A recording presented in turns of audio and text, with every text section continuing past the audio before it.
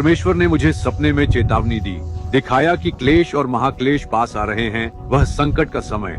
मैंने देखा कि हिंसक भीड़ उन ईसाइयों को मार रही थी जो पीछे रह गए थे, जो रैप्चर से चूक गए थे।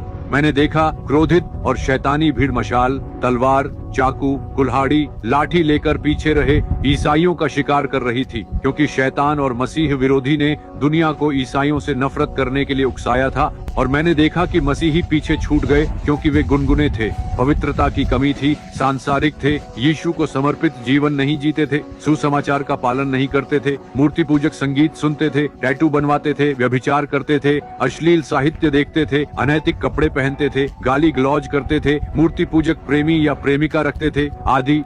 वे प्रभु यीशु को प्रसन्न नहीं करते थे, रोज प्रार्थना और बाइबल पाठ नहीं करते थे, पवित्र आत्मा की पूर्णता नहीं खोजते थे। वे पीछे छूट गए। मैंने देखा कि वे डरे हुए थे, क्रोधित भीड़ से छिप रहे थे जो उन्हें मारना चाहती थी।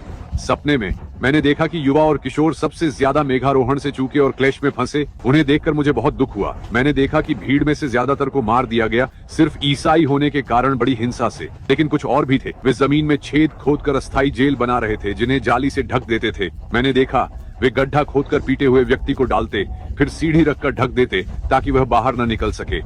वे ईसाइयों को पकड़कर पीटते, बांधते और सीवर में फेंककर ऊपर से पत्थर रख देते थे। मैंने एक 16 साल की लड़की देखी जो मेघारोहण से चूक गई क्योंकि वह विद्रोही थी। हालांकि उसके माता पिता ईसाई थे, लेकिन उसने नहीं माना। उसने राजा यीशु की खुली अवज्ञा में खोया हुआ जीवन जिया। उसने अपने माता पिता की बात नहीं मानी। तुरही बजी और वे उसे पीछे छोड़ गए। इस लड़की को पीटा, अपमानित और बंधा हुआ देखकर मुझे बहुत दुख हुआ। उन्होंने जमीन में गड्ढा खोदा, उसे डाला और जाली से ढका ताकि वह भूख प्यास से मर जाए। वे उन्हें पहले यातना देना चाहते थे, फिर मारना। ये बहुत भयानक था। मैंने बहुत सारे युवाओं को देखा। मैंने देखा कि कई किशोर पीछे छूट गए थे। मेरा दिल दुखता था। यह वह आयु वर्ग है जो यीशु के चर्च के उत्थान को चूकने की सबसे अधिक संभावना रखता है, और वे ईसाई परिवारों में हैं। उनके पास सुसमाचार सुलभ है, लेकिन शैतान ने उन्हें धोखा दिया, गुलाम बनाया, फंसाया, उनके दोस्तों का इस्तेमाल करके।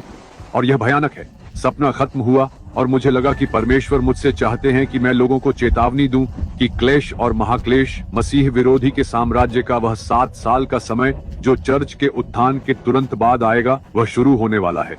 ये नजदीक है, ये जल्द ही आ रहा है। तैयार हो जाओ, पवित्रता में जियो, खुद को समर्पित करो, यीशु को सबसे ज्यादा प्यार करो, बाइबल पढ़ना और प्रार्थना करना मत छोड़ो, पवित्र आत्मा की खोज करो, सुसमाचार का प्रचार करो, भजन गाओ, उपवास करो, पवित्र कपड़े पहनो, शुद्ध बोलो, पवित्र संगीत सुनो, अपने साथियों और देखी जाने वाली फिल्मों पर ध्यान दो, अपनी आंखों, मुंह और कानों की रक्षा करो ताकि जब तुरही बजे तो तुम निर्दोष पाए जाओ।